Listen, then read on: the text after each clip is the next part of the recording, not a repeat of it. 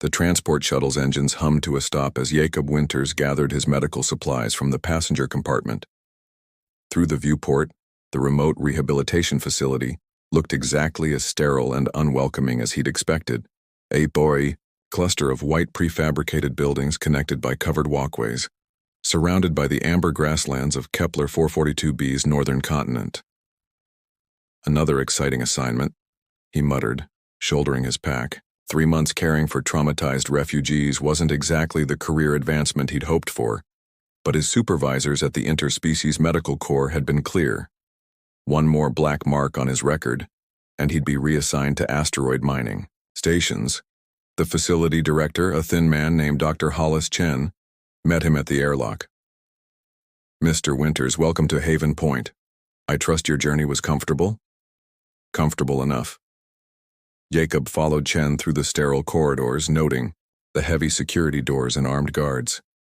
"Seems like a lot of protection for a rehabilitation center."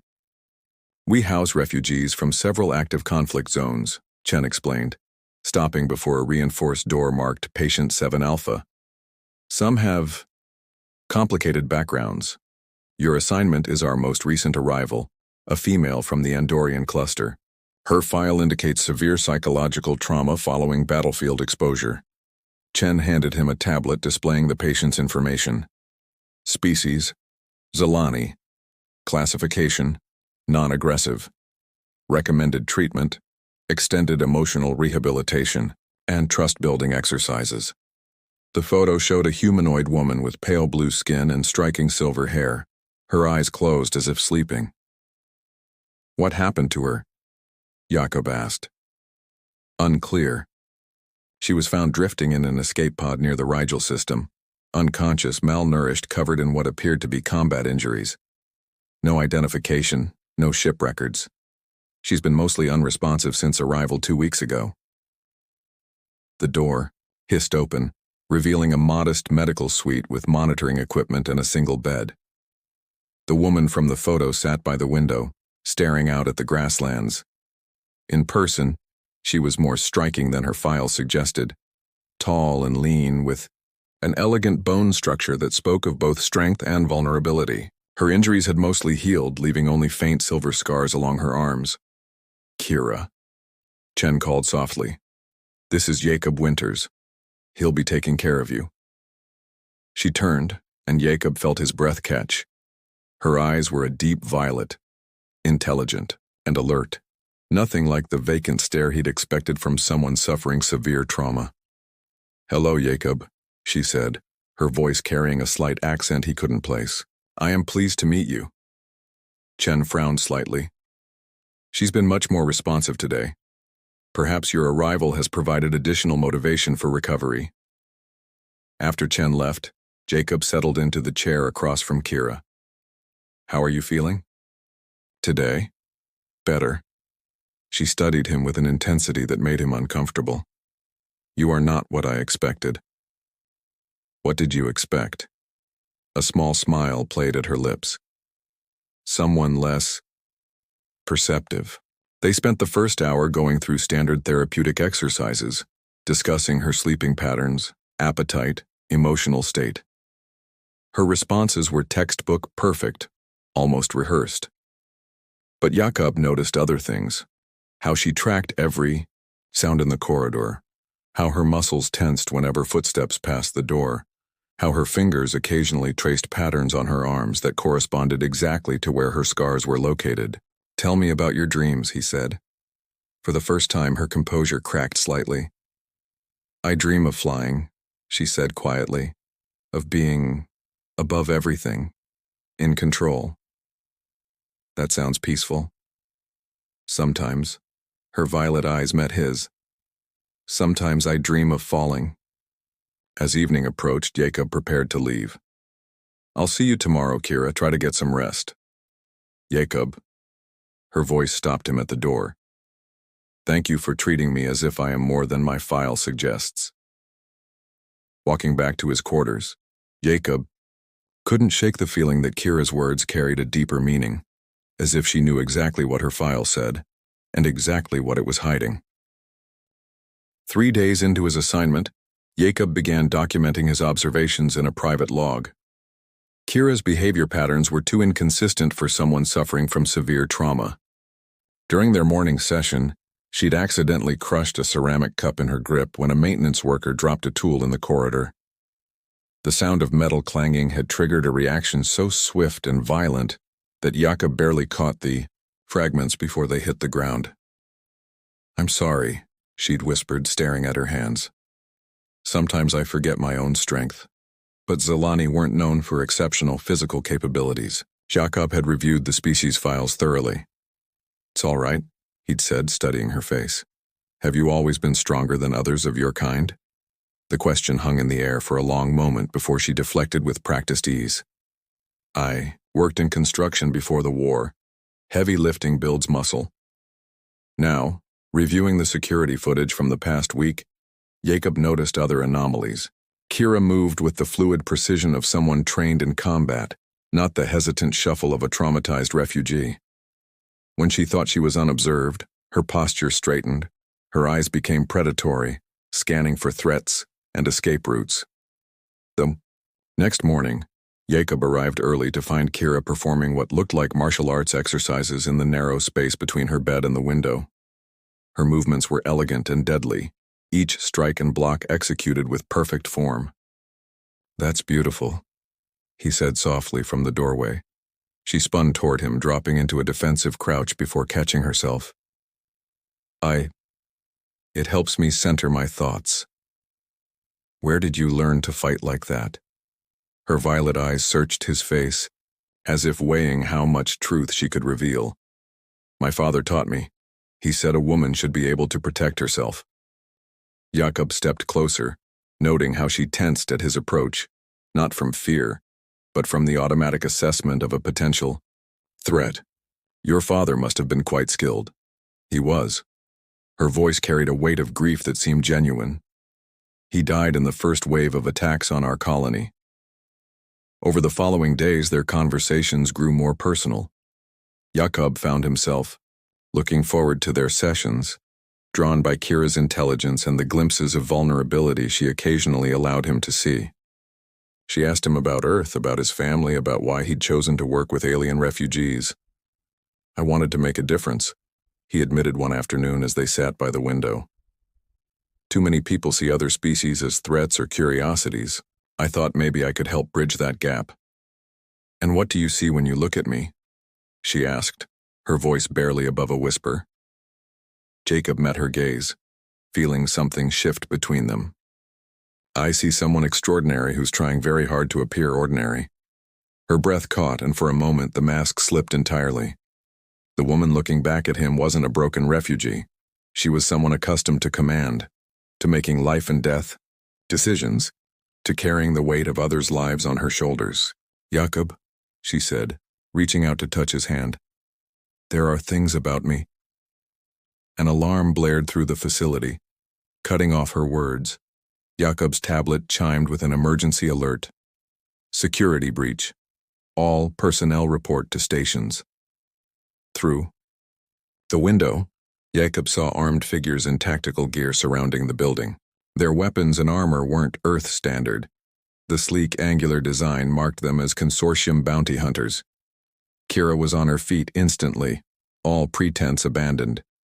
She pressed her hand against a seemingly innocent section of the wall, and Jacob gasped as a hidden panel slid open, revealing a cache of weapons and equipment. "How did you—" "I planted these the first night," she said, strapping on what looked like body armor. "I've been waiting." The door to her room exploded, inward. 3 heavily armed figures stormed in, their weapons trained on Kira. "Commander Vex Kira," the lead hunter announced, his voice distorted by his helmet's modulator. "By order of the Galactic Tribunal, you are under arrest for war crimes and desertion." Jacob's world tilted. Commander Vex Kira, he'd heard that name whispered in intelligence briefings. The Zilani military leader who'd gone rogue, taking half her fleet with her. The one responsible for the massacre at Centauri Station.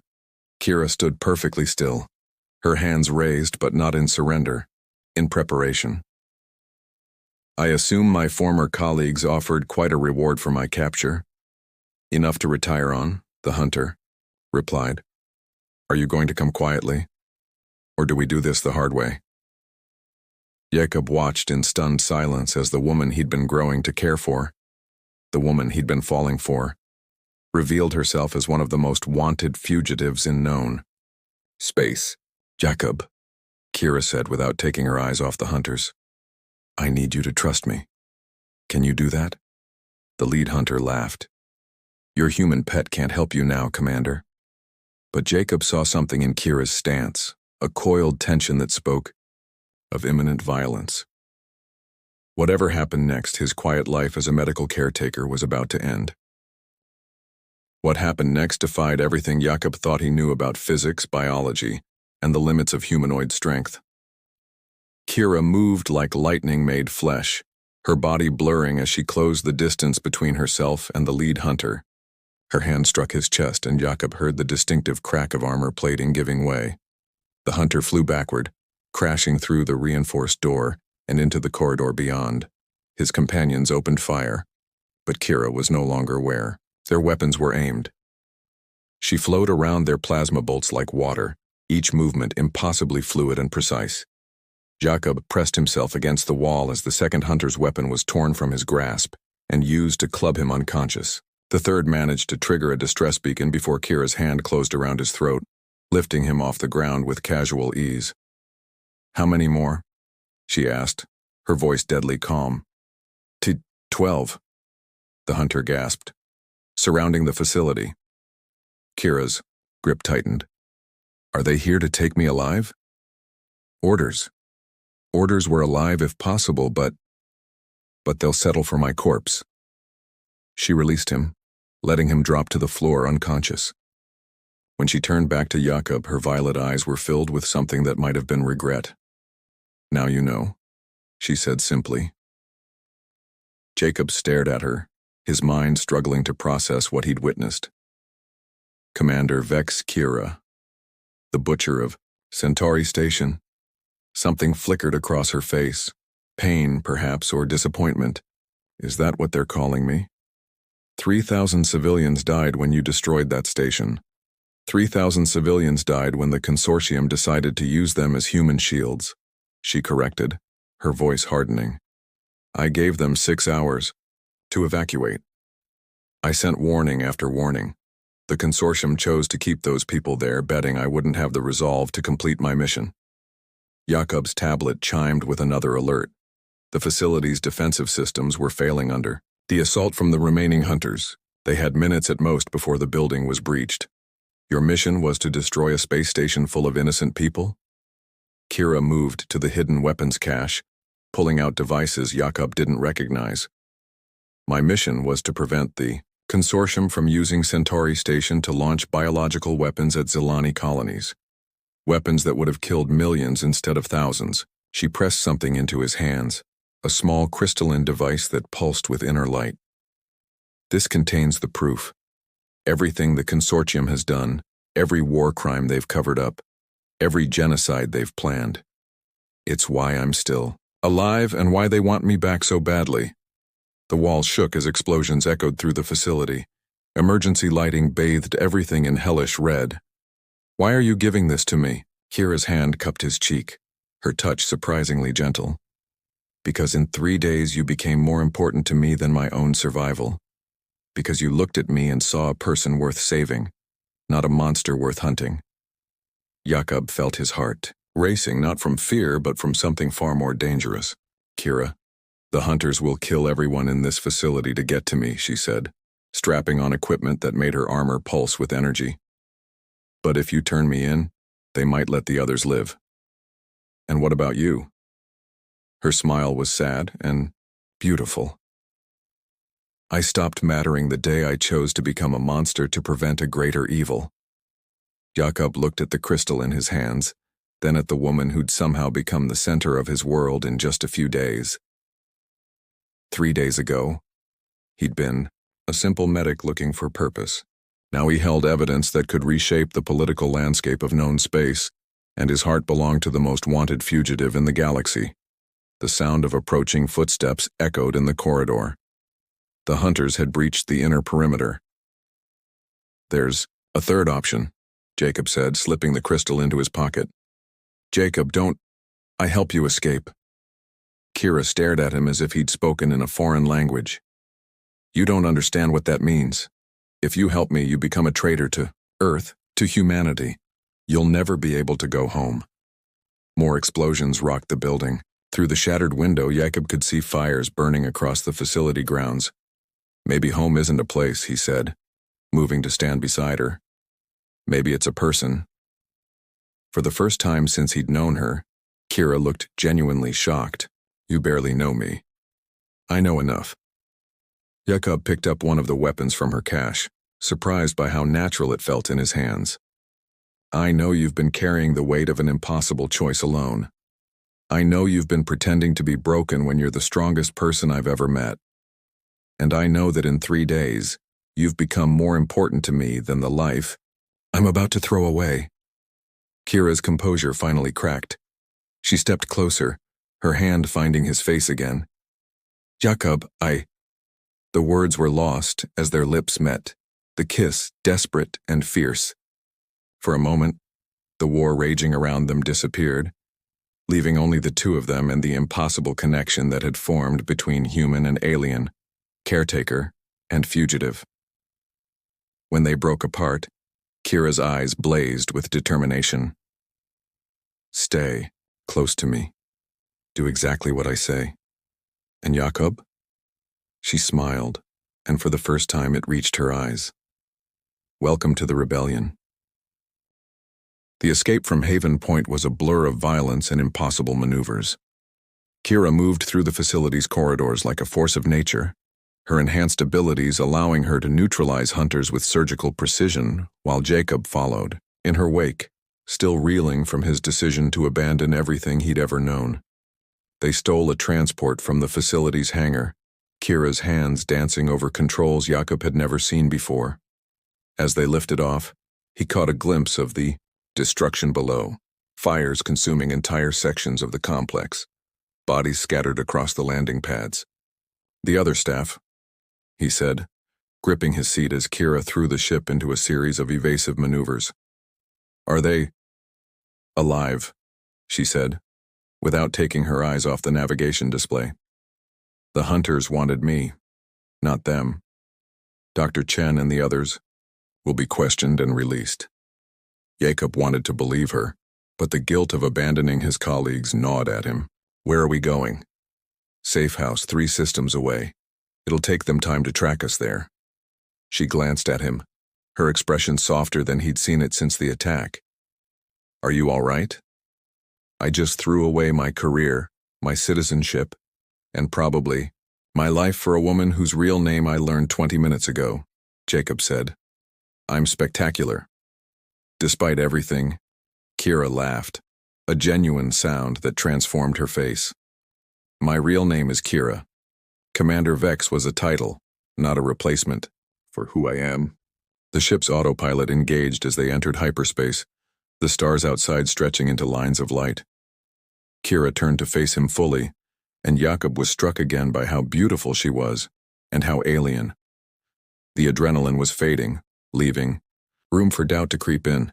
Having second thoughts, she asked, reading his expression. Constantly. Jacob unbuckled his restraints and moved to the small galley area. Tell me about Centauri Station. All of it. Kira followed him, accepting the cup of synthetic coffee he offered. The consortium had been developing biological weapons for months, viruses, designed to target Zelani genetic markers specifically. Our intelligence indicated they were planning to deploy them against civilian colonies. So you decided to destroy the station. I decided to complete my mission, she corrected. The original plan called for evacuating the civilians first, but the consortium moved up their timeline. They were going to launch the weapons within hours of my arrival. Jacob studied her face, noting the pain in her violet eyes. But you gave them time anyway. 6 hours. I broadcast on every frequency, sent warning messages to every ship in the system. I begged them to evacuate the civilians. Her hands tightened around the cup. The consortium commanders locked down the station instead. They thought I was bluffing. And when you weren't? Kira was silent for a long moment. Have you ever had to choose between the lives of 3,000 people and the lives of 3 million? Jakob reached out, covering her hand with his. I can't imagine. The worst part, she whispered, is that I'd make the same choice again. They spent the next several hours in the ship's small living area, talking about everything and nothing. Kira told him about her childhood on Zealous Prime, her rapid rise through the military ranks, the gradual realization that her own government was as corrupt as the enemies they fought. Jakob shared stories of his medical training, his idealistic hopes of bridging species barriers, his growing disillusionment with Earth's xenophobic policies. Why did you really help me escape? Kira asked as they shared a meal of emergency rations. Jakob considered the question, surprised by how easy the answer came. Because for the first time in my life I met someone worth fighting for. Kira's breath caught. Jakob, I know it's insane, he continued. I know we barely know each other. But when I saw those hunters pointing weapons at you, something inside me just broke. The thought of losing you was unbearable. She moved closer on the small couch, her hand finding his cheek. In my culture, we have a concept called Velshar, the recognition of one's other half. I never believed in it until I met you.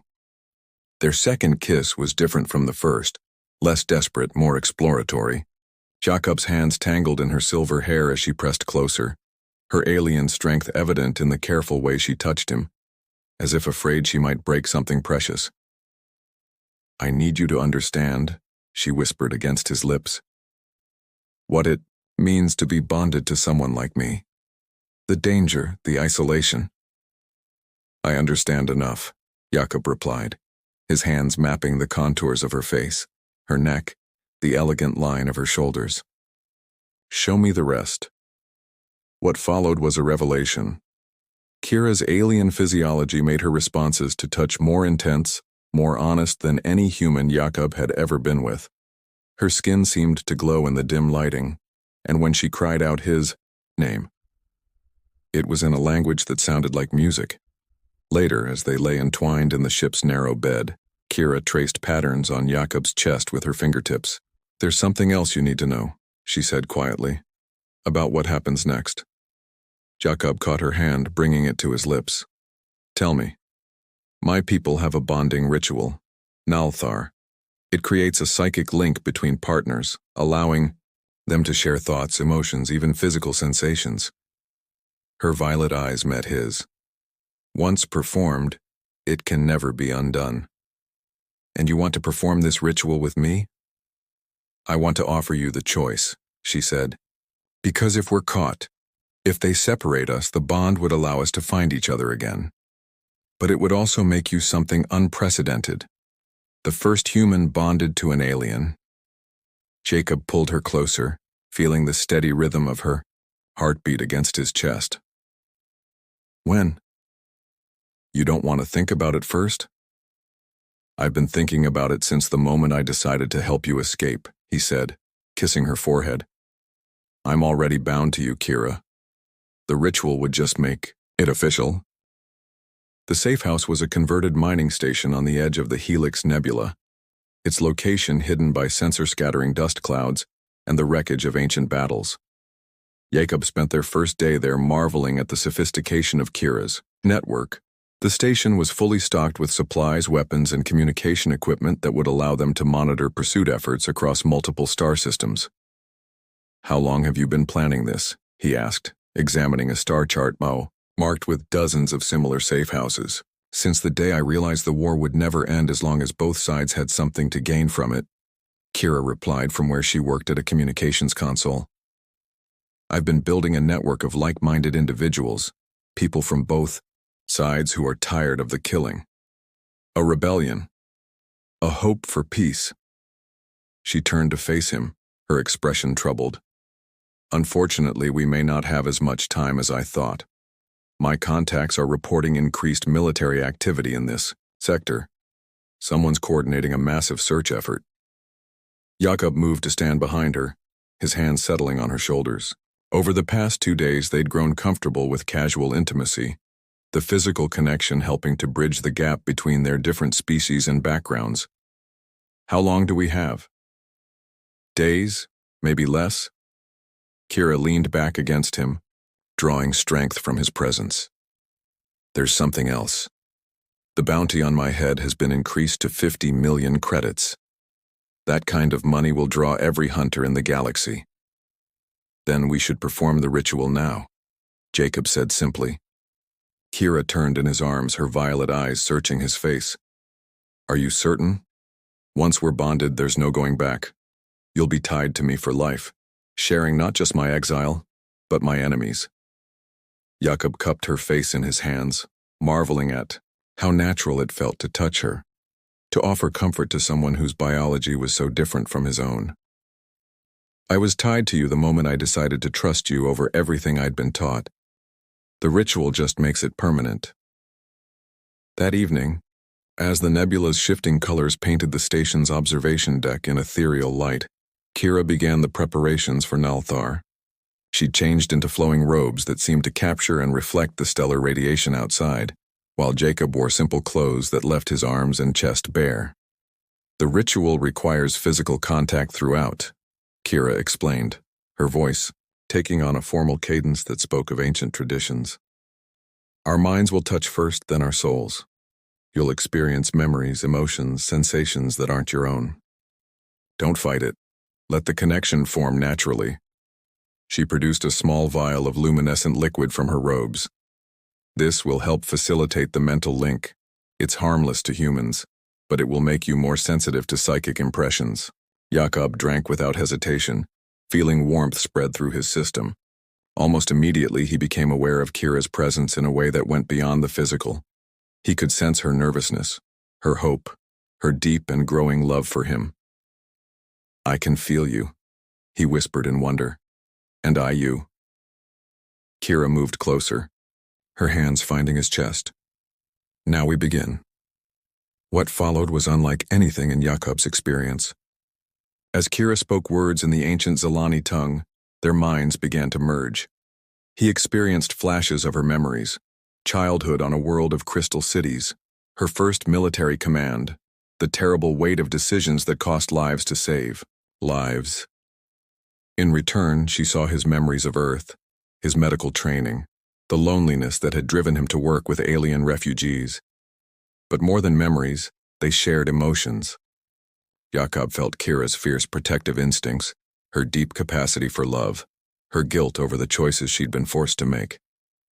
She experienced his compassion, his determination to do what was right regardless of cost, his growing certainty that she was worth any sacrifice. As the ritual reached its climax, their physical connection deepened.